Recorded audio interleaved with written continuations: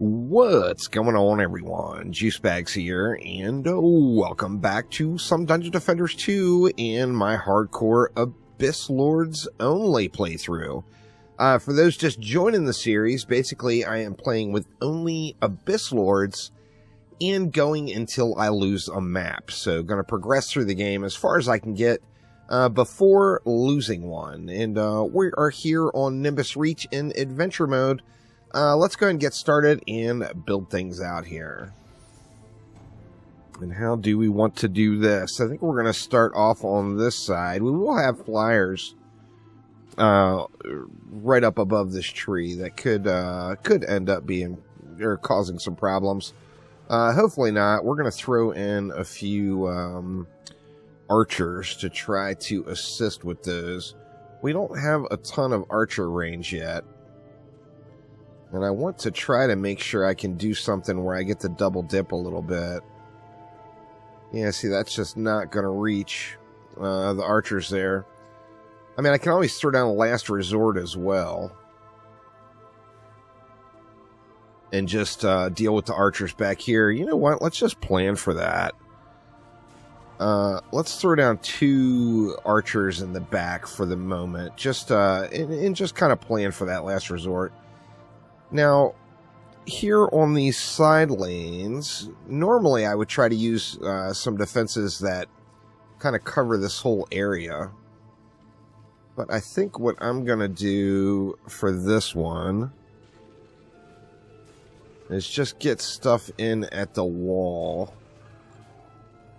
We'll look and see how much DU we have left afterwards to maybe go in and add a little upfront damage in. Let's see, if we went with a skelly there and then another, yeah, let's just throw it right there. We can kind of put our ramsters up out of the way a little bit here on this lane. Let's go with 2 ramsters there. And then we'll go with 2 ramsters there. One of those is going to take some shots. And then, of course, we've got the archers up here, or, pardon me, the flyers up here as well. But I think what I'm going to do here is let's blockade it right there. We'll throw ramsters in for the lanes. And then we're going to have enough DU left that I think we'll get some archers in up here as well. How do we want to do it? Let's just throw... Actually, let's move that over and see if we can't get 2 of them there. Let's throw 1 there and 1 there. If I had double jump, I could throw some archers up top. I don't think I'm going to be able to get up there to get them placed properly. Actually, we can get a little something in. Let's just go like that.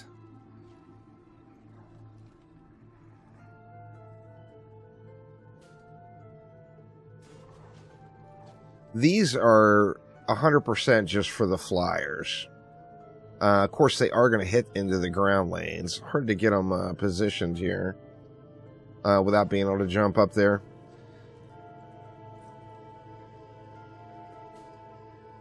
And then we've got flyers over here as well.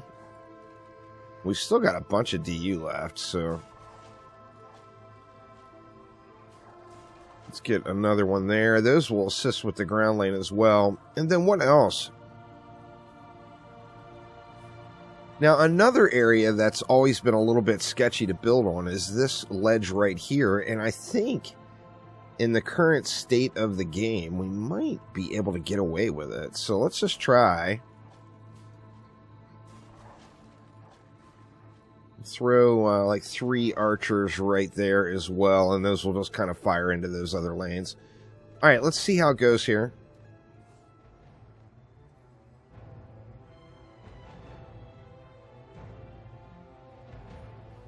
There's a bunch of spawn protection on those flyers up top. Oh, I forgot to mention, at the end of last episode, I was kind of crying about not having Gobu Boom, I actually had a Gobu Boom that was sitting in the inventory. So let me, assuming we can survive this wave, I'll show you what we got going here now for gear. We got quite a few flyers there, but I think we're just going to be able to kind of just let the archers deal with them.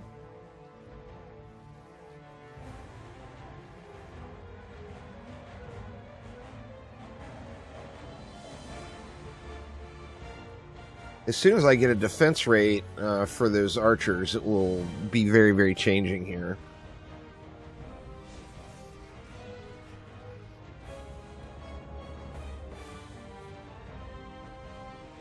Ooh, we got the dive bomber.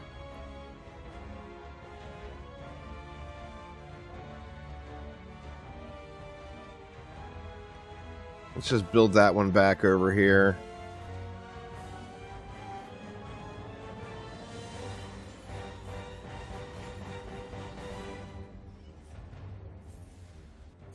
All right, so yeah, I did get this Gobu Boom.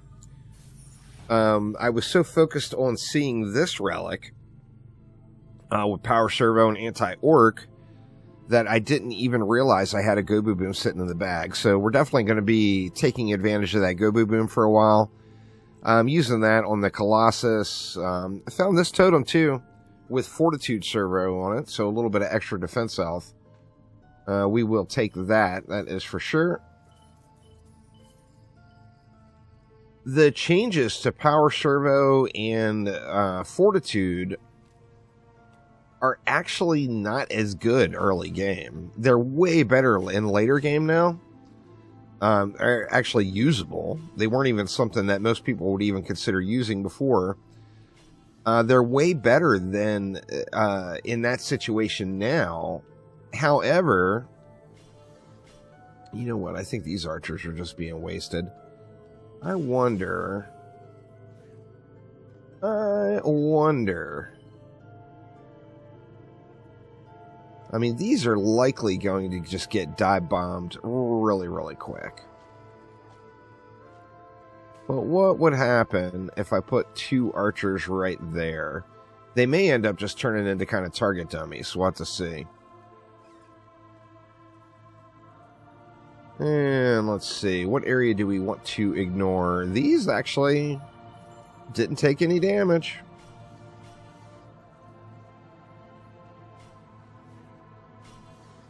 Just slap a few upgrades around. And let's just call it good there. I'm not even sure where I want to be fighting most of the time. Probably just wherever the bosses come out. I think we're going to have a boss over here this time. So let's just get set up over here.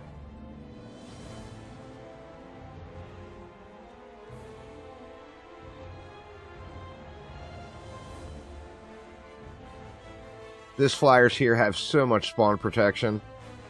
The spawn protection comes out really, really far.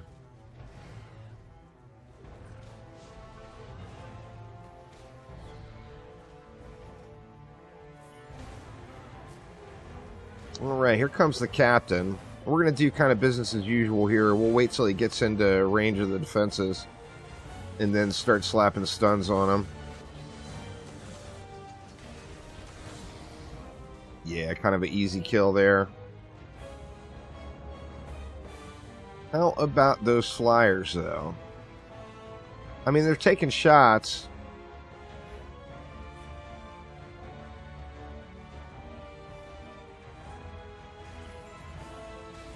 I'm going to get that little wither beast out of the ground. We don't need that guy setting up shop there.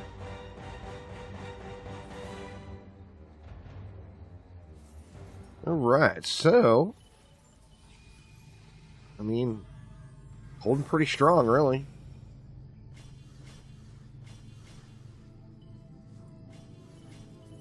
So yoink all the juice we can.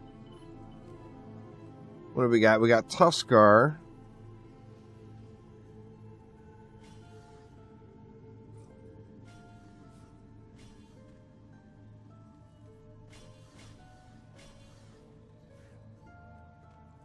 think that's good enough. And these actually, surprisingly, are doing the job. So let's give them a little bit of love here too. And then just let it fly.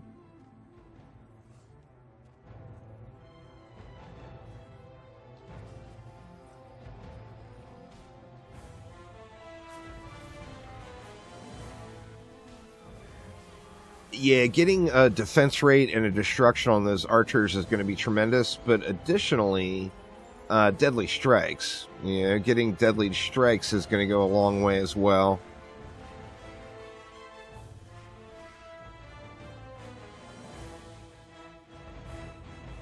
No pun intended, but it will make the archers and the ramster shoot quite farther.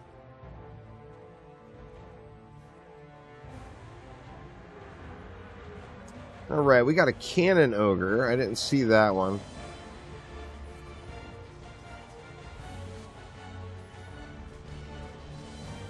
Let's see if we can't do the bob and weave on the cannon ogre here. Nope.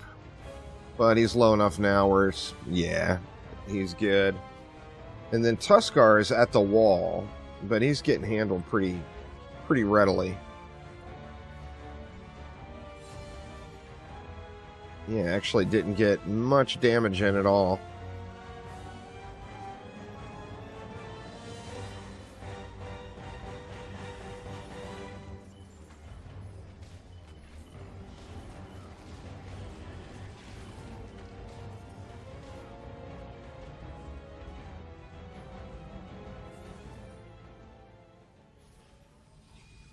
Getting some nice upgrades for sure. Alright, let's see. What are we going to have this time? We got a captain, and there we go, our first siege roller. The question had come up how challenging it was going to be to kill siege rollers. I guess we will find out. Now, of course, you can always use your defenses to kill them. But the question is can the Abyss Lord kill it? Folks were saying they didn't think that the attacks would hit it. I don't know, to be honest, as it's just been a long time since I tried to DPS anything on an Abyss Lord. But let's find out. So we got Siege Roller right there. This will be our first roller experience. I don't anticipate there being a problem, to be honest, between, you know, the abilities and the attacks themselves. I mean, I can't imagine I'm not going to be able to kill a siege roller. But we will find out.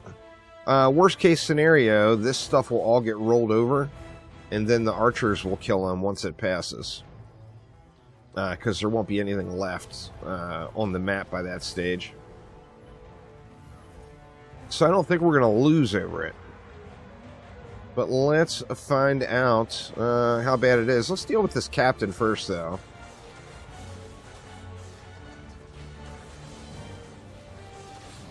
Alright, the captain's down. The siege roller is out. No, there's no problem at all hitting the siege roller with just the primary attack.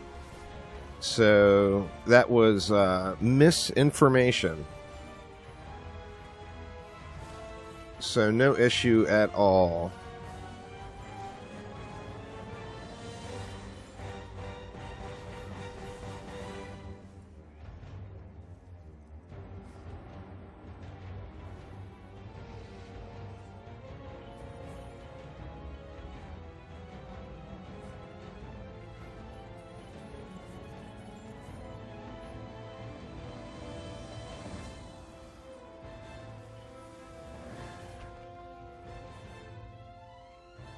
We got a mage back here doing his little skelly party business.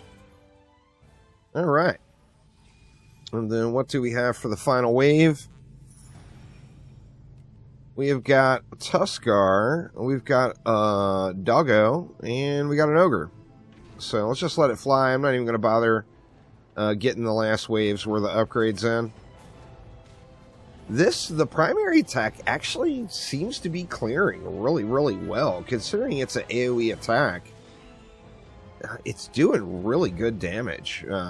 Where most characters, I would always say, it's just tremendously powerful to focus on abilities early game. The Abyss Lord almost feels like it's the opposite. Like, the hero damage seems to be doing pretty darn well.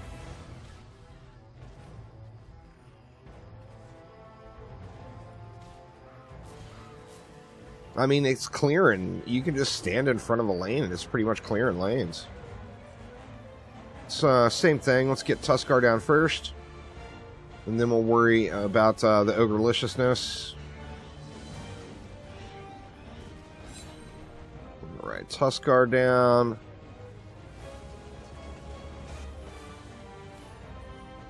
Oh man, did I just destroy my Ramsters? No. Alright, yeah, everything's down. So that went very, very smoothly. We just got to deal with the rest of the mobs. And more importantly, the flyers.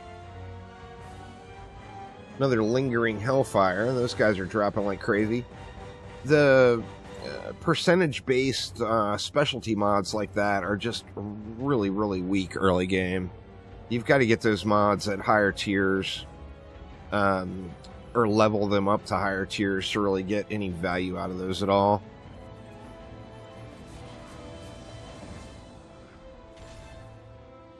Alright, 9 mobs left. That went crazy, crazy smooth. Was not expecting that to go anywhere near that smoothly.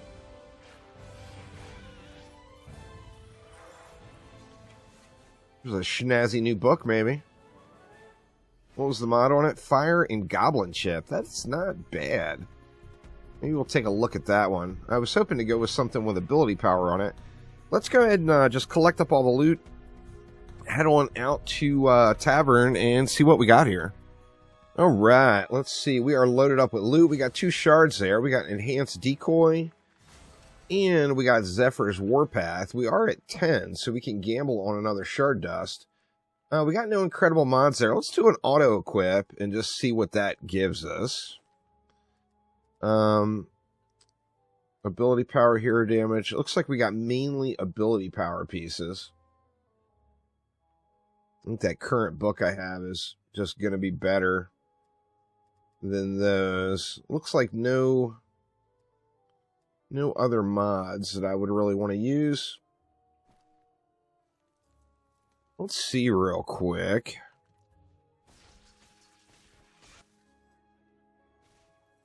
Let's see what kind of DPS we can do spamming our spin move.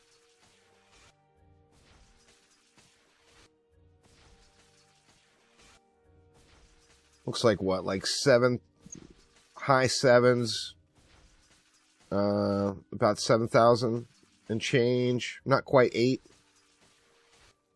Alright, and then let's see. Of course, we're in all ability power gear, so we're not really going to be getting the true value of any hero damage here, but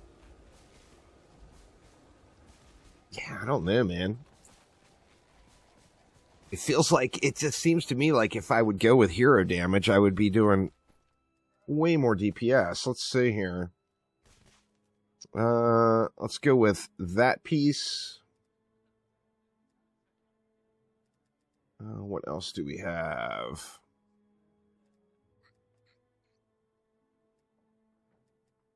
Looks like we don't have a ton of hero damage pieces.